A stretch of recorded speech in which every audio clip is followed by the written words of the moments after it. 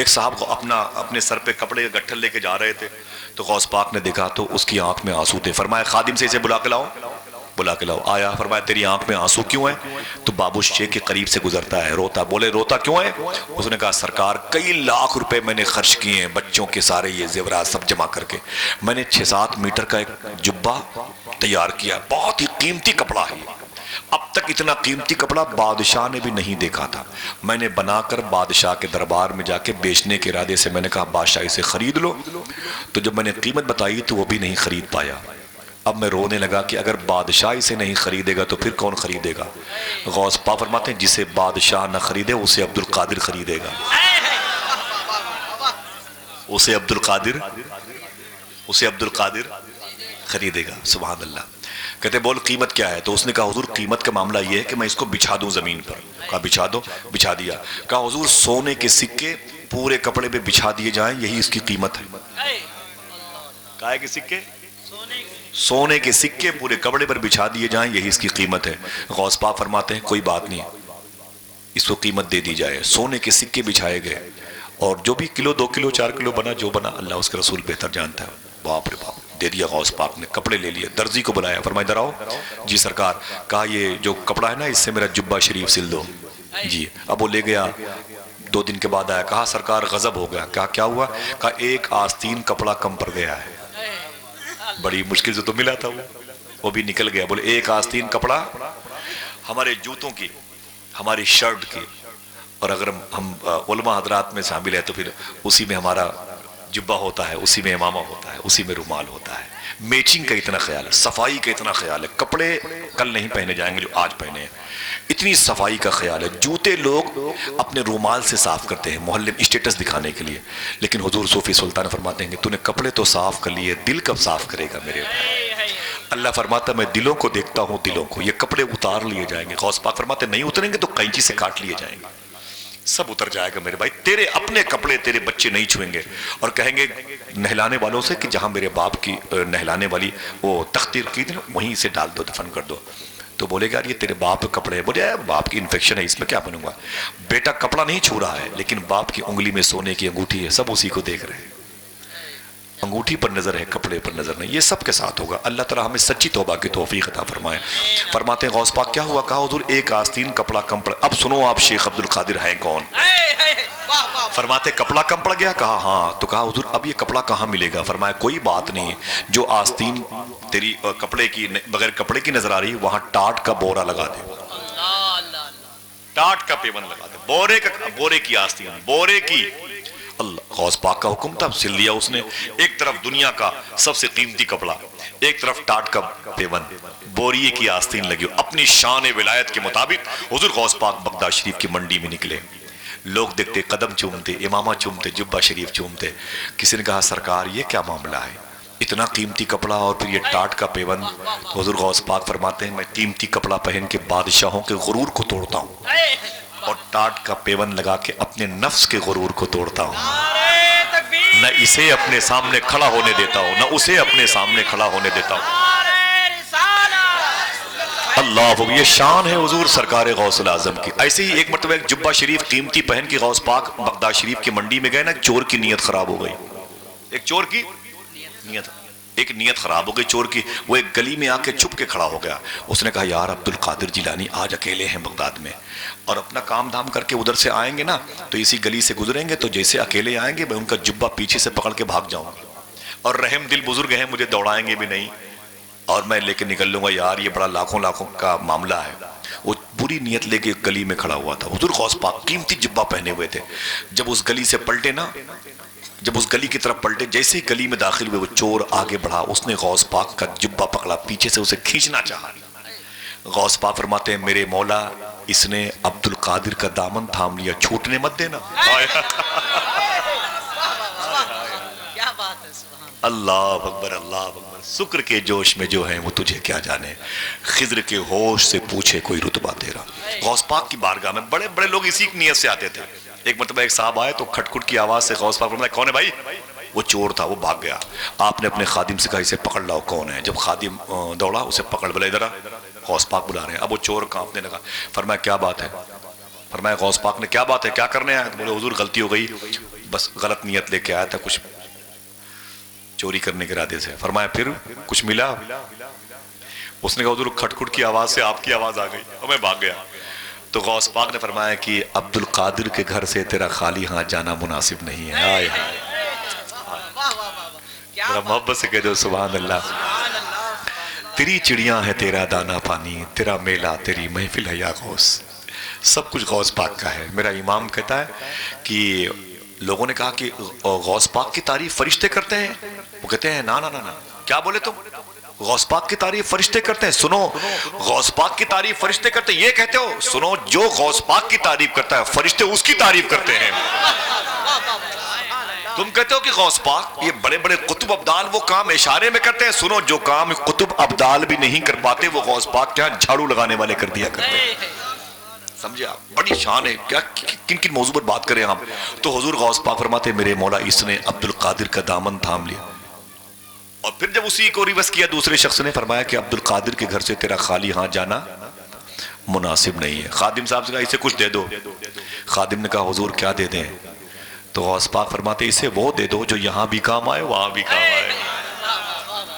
ہاتھوں کو اٹھا کے بولو لبیک یا غوث اعظم. اونچی بولو لبیک یا غوث اعظم. تو سرکار غوث اعظم کی بارگاہ میں جو جس نیت لے کے آیا وہ مالا مال ہوا. ایسی ایک صاحب آ گئے، وہ چوری کرنے کے ارادے سے تو نہیں آئے لیکن وہ تھے اسی ڈپارٹ کے، وہ تھے اسی خاندان کے. آئے بولے یا شیخ عبد القادر. فرمایا کیا بات ہے؟ کہا حضور مرید کر لیجئے. کیا فرمایا؟ مرید کر لیجئے. فرمایا کوئی بات نہیں. غوث پاک فرماتے کوئی بات نہیں. اپنا ہاتھ آگے بڑھا. غوث پاک نے اپنا ہاتھ آگے بڑھایا، اس نے بھی اپنا ہاتھ آگے بڑھایا. پھر اچانک اس نے اپنا ہاتھ کھینچ لیا. فرماتے غوث پاک کیا ہوا؟ اس نے کہا حضور مرید ہوں گا لیکن دو شرط ہے. کہا دو شرط ہے؟ وہ کیسی شرط ہے؟ کیا بات ہے؟ اس نے کہا حضور میں چوری کرتا ہوں، چوری بند نہیں کروں گا. جو لوگ یہ کام کرتے ہیں خوش ہو گئے ہوں گے، شاید کچھ آج انتظام ہو جائے. نہ بھائی حرام، غلط ہے. حلال بچوں کو کھلائے ماشاءاللہ. غوث پاک فرماتے کیا؟ اس نے حضور میں چوری کرتا ہوں، چوری بند نہیں کروں گا. دوسری شرط؟ کہا میں نماز کی پابندی نہیں کرتا اور نماز کی پابندی بھی نہیں کروں گا. غوث پاک کو جلال آ گیا. فرمایا سن، تجھے میں مرید نہیں کروں گا. دونوں تیری باتیں شریعت کے خلاف ہیں کہ نہیں بھائی؟ علماء بیٹھے ہوئے ذمہ دار لوگ خلاف ہے کہ نہیں شریعت کے؟ دونوں باتیں تیری شریعت. وہ بیٹھا رہا حضور آپ کو فلاں کا واسطہ، آپ کو امی جان کا واسطہ، یہ وہ. 1 لاکھ سے زیادہ برے لوگوں کو آپ نے اپنے دامن میں پناہ دی ہے. ایک اور صحیح، ایک اور صحیح، ایک اور صحیح. حضور غوث پاک فرماتے ہیں اچھا سن، میں تجھے مرید کر لوں گا، تیری دونوں شرطیں مجھے منظور نہیں، لیکن ایک شرط میری بھی ہے، اگر تو اسے مان لے تو تجھے مرید کر لوں گا. اس نے کہا حضور آپ مجھے مرید کر لیں، میں آپ کی سینکڑوں مان لوں گا. فرماتے ہیں غوث پاک تو میری ایک شرط کو بھی جھیل نہیں پائے گا. تو پہلے ہاں تو کر، ایک شرط پر تو ہاں کر، کمپرومائز تو کر. ہو جیسی مرضی سرکار، بس مجھے مرید کر لیں، بس آپ اپنی شرط تو بتائیں. غوث پاک فرماتے ہیں میری یہ شرط ہے کہ جب اذان کا وقت ہو جائے تو اذان دے دیا کرنا. محبت سے بولو، جب اذان کا وقت ہو جائے تو ہاتھوں کو اٹھا کے بولو کیا؟ اذان دے دیا کرنا. اس نے کہا حضور بس. کہا بس. کہا تب تو کمپرومائز کیجیے. غوث پاک سے معاہدہ ہو گیا، کمپرومائز ہوا، مرید ہو گیا. کس کا؟ سب لوگ بولے بھائی غوث پاک کا. جب مرید ہو گیا نا تو گھر چلا گیا. 3-4 دن تک اپنے گھر میں تھا. جب چوتھا دن آیا تو بیوی نے کہا کہ عجیب بات ہے، پتہ نہیں تجھے کیا ہو گیا 4 دن سے. کہا کیا ہوا؟ کہا روز دیکھتے ہوں جیسے محلے کی مسجد میں اذان ہوتی ہے تو بھی اٹھ کر کے چارپائی سے وضو کرتا ہے اور اذان دیتا ہے اور پھر چارپائی پہ سو جاتا ہے. یہ لے دے کہ تو 3-4 دن سے اذان کے پیچھے پڑا ہوا ہے. ہاں یہ بتا کہ نماز کون پڑھے گا؟ اس نے کہا چپ، میں نے نماز پہ کمپرومائز، اذان پہ کمپرومائز کیا ہے، میرے معاملات میں دخل مت دو. کہا کہ اگر بہت شوق ہے اذان دینے کا تو محلے کی مسجد میں چلے جاؤ، مؤذن صاحب کو راحت ملے، تم ہی جا کے اذان دو. بولے چپ، میں نے کہا نا کہ اذان پہ کمپرومائز ہوا ہے. تو بیوی نے کہا اچھا اذان دو گے؟ کہا ہاں. کہا یہ بتاؤ کہ اذان ہی دیتے رہو گے، چوری بھی کب کرو گے؟ وہ چوری ووری کب کرو گے؟ گھر پہ کھانے کچھ نہیں ہے، جب سے تیرے نکاح میں آئی ہوں تو خالی چوری کرتا ہے. تو ٹھیک ہے جا کے چوری کر، کچھ تو لا، گھر میں کچھ نہیں ہے. اس نے کہا بیگم بات یہ ہے کہ سوچ رہا ہوں کہ کس وقت نکلوں کہ بیچ میں اذان کا وقت نہ آئے. کہا نہیں کوشش کرو، جلدی کرو، کچھ کرو. ٹھیک ہے رات میں نکلیں گے. وہ رات میں عشاء کی اذان دے کے نکلا، عشاء کی، اور بیچ میں کافی گیپنگ ہے نا، وہ فجر میں 6-7-8-9 گھنٹے کا ٹائم رہتا ہے. نکلا تو ایک بہت امیر آدمی کے گھر میں پیچھے کی دیوار سے رسی پھلانگ کر کے اندر آنگن میں اترا. چپکے اس کے خزانے والے کمرے کے پاس گیا، اور جب دروازہ کھولا تو اس نے چراغ جلایا، چراغ جلانے کے بعد دیکھا تو دنگ رہ گیا، وہ سونے چاندی کے سامان رکھے ہوئے تھے۔ ظاہر سی بات ہے یہ کوئی پیڑ کی پتی تو ہے نہیں کہ توڑ کے بھر لیجئے، اسے سنبھال کے اٹھانا ہے، سنبھال کے رکھنا ہے تاکہ اس کی اہمیت باقی رہے۔ اس کو سنبھالنے میں، اٹھانے میں، رکھنے میں، اٹھانے میں اتنا ٹائم لگ گیا کہ وہ بھول گیا، اور جب سامان زیادہ چرا لیا تو اس نے بھجولے کا، بورے کا منہ بند کیا اور پیٹھ پہ گٹھر رکھا، اور جیسے آنگن میں آیا اس کو یاد آیا یار یہ تو فجر کا وقت ہو گیا ہے، اذان کا وقت ہو گیا۔ سنیے اب اذان کا وقت ہو گیا ہے، اب اس نے بورا وہیں رکھا اسی کے آنگن میں، سمجھ رہے ہیں، اسی کے آنگن میں جہاں چوری کرنے گیا تھا۔ اس نے اذان شروع کی، اور جب اذان شروع کی، جیسے اذان ختم ہوئی تو کیا دیکھا، گھر کے سارے لوگ جاگ گئے، کوئی ادھر وضو کر رہا ہے، کوئی وہاں کلی کر رہا ہے۔ اب یہ دیکھا یار یہ تو حالات خراب ہے، جلدی سے 2 رکعت کی نیت کر کے سوچا کہ 2 رکعت پڑھیں گے، یہ وضو کر کے اپنے کمرے میں جائیں گے، میں پھر اسی دیوار سے پلانگ کے باہر۔ لیکن جیسے ہی 2 رکعت پڑھ کے سلام پھیرا، پیچھے دیکھا تو پوری صف لگی ہوئی تھی۔ آپ تو ہنس رہے ہو، اس کے دل سے پوچھو یار، اس کے دل سے پوچھو کیا گزری ہوگی اذان دے کے۔ اب پیچھے پوری صف لگی ہوئی تھی، تو ایک صاحب نے کہا کہ حضور اگر اجازت ہو تو تکبیر کہوں، اگر اجازت ہو تو تکبیر کہوں۔ اس نے کہا چپ، دماغ خراب کرتے ہو، چور کو حضور کہتے ہو؟ کہا حضور یہ چور اور کیا بات ہے، تکبیر کہوں؟ کہا خبردار بولنے میں بہت ڈسٹرب ہو گیا ہوں تم لوگوں کے بیچ میں اذان دے کے۔ وہ تو کمپرومائز کیا تھا میں نے، کمپرومائز کیا ہے میں نے ایک صاحب سے، وہی پھنس گیا اذان دے کے، ورنہ یار اذان میں دیتا یہاں پر، میں اپنے مقصد میں ڈراپ ہو گیا، بڑی دقت ہو گئی۔ ادھر غوث اعظم اپنے محلے باب الشیخ میں اپنے حجرے میں، کمرے میں بیٹھے ہوئے ہنسنے لگے، مسکرانے لگے۔ تو خادم نے کہا حضور کیوں مسکرا رہے ہیں؟ فرماتے ہیں کہ پھنس گیا۔ محبت سے کہہ دو سبحان اللہ۔ فرماتے ہیں پھنس گیا، اس کی دونوں شرطیں شریعت کے خلاف تھی، میں نے قبول نہیں کی، وہ پڑی ہوئی ہے، میری ایک شرط مان کے پھنس گیا۔ غوث پاک فرماتے ہیں لوگ پریشانی میں اذان دیتے ہیں تو پریشانیوں سے بچ جاتے ہیں، لوگ اذان دے کے نکل جاتے ہیں، وہ اذان دے کے پھنس گیا، مسکرایا۔ تو خادموں نے کہا حضور کون پھنس گیا؟ بولے وہی ایک پھنس گیا، ابھی پھنسا ہے۔ بولے حضور نکالیے، وہ نکلے گا، ابھی پھنسا ہوا ہے، ابھی پھنسا ہوا ہے۔ سبحان اللہ، محبت سے کہہ دو سبحان اللہ۔ کیا طریقے تبلیغ تھا غوث اعظم، کبھی جھڑکا نہیں، کبھی مارا نہیں، کردار نہ دیکھا، بس نفرت کی تو اس عیب سے کی، اس ذات سے نہیں، اس ذات سے نفرت نہیں کی، عیب سے کی۔ برائی ہے تو اس فعل سے نفرت کی، غوث پاک نے اس سے نفرت نہیں کی اور اسے اپنے پاس رکھا، پھر حضور کا عاشق بنا دیا۔ اب جب پھنسا تو پیچھے کے لوگوں نے کہا کہ حضور فجر کا وقت ہو جائے گا، خدا کے واسطے تکبیر کہوں؟ آپ پڑھائیں نماز۔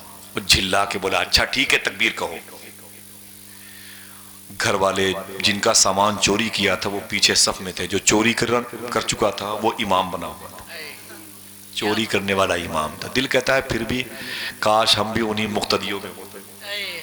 ہاں، اب وہ نماز پڑھا کے جیسے ہی سلام پھیرا، دعا کی، گھر کے لوگ آگئے، کوئی ہاتھ چوما، کوئی پاؤں چوما، تو وہ رونے لگا۔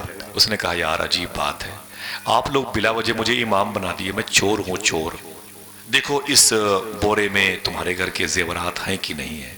گھر کے لوگوں نے جب بورے کو کھولا تو کہا ہاں اس میں تو میرے گھر کے زیورات ہیں، لیکن سنو،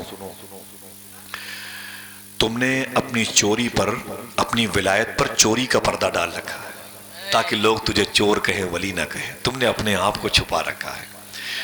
کہا نہیں خدا کی قسم میں چور ہوں۔ کہا اچھا یہ بتاؤ چور ہو تو کیا چور کسی کے ہاں چوری کرنے کے بعد اذان بھی دیتا ہے؟ اس نے کہا دیکھو بھائی یہ اذان کا معاملہ چھوڑو یار، یہ مجھ پر، میں نے کسی سے کمپرومائز کیا ہے، میں نے اسی کو ادا کیا ہے اور کوئی بات نہیں ہے۔ لوگ پھر بھی نہ مانے، اس کا ہاتھ چومے، اس کا پاؤں چومے، اس کے قدموں پہ سر رکھ دیا، اس کے پاؤں کا دھون بولے دیواروں پہ چھڑکنے کا دل کہتا ہے۔ آپ میرے گھر میں آتے رہیے گا، برکت ہوگی، بہت بہت شکریہ۔ اتنا سنا تو وہ رونے لگا، روتے روتے اس نے اپنے دونوں ہاتھ جوڑے اور غوث پاک کے محلے کی طرف یوں کر کے بولا مان گیا شیخ عبد القادر مان۔ محبت سے بولے ہاتھوں کو اٹھا کے یا غوث اعظم، لبیک یا غوث اعظم۔ یہ کس کا عرس ہے کہ ذات کی جلوہ نمائی ہے، کہ جس کا نام سنتے ہی نبی کی یاد آئی ہے۔ مصیبت میں جہاں سوچا تجھے آواز دوں آقا، میری آواز سے پہلے تیری آواز آئی ہے۔ اس میں ایک شعر یوں بھی ہے کہ تصور جب کیا ہے صورت مفتی اعظم کا، نہ جانے کیوں رخ غوث الورا کی یاد آئی ہے۔ وہ اختر حاضر دربار ہے اس بار بھی آقا، ہزاروں بار جس کی آپ نے بگڑی بنائی ہے۔ سرکار کرم فرمائیں اس مبارک محفل میں بیٹھنے والوں کو غوث پاک کا دربار دکھا دیں۔ دل سے آمین کہو، دل سے آمین۔ رو کے بولا یا شیخ عبدالقادر، مان گیا عبدالقادر مان گیا، ایک دن میں نے فجر کی نماز پڑھی ہے تب اتنے لوگوں نے میرا احترام کیا ہے، ایک دن میں نے فجر کی نماز پڑھی ہے تو اتنے لوگوں نے میرا احترام کیا ہے، اگر 5 وقت نماز کی ادائیگی کروں گا تو پورا شہر میرا احترام کرتا ہوا نظر آئے گا۔ اللہ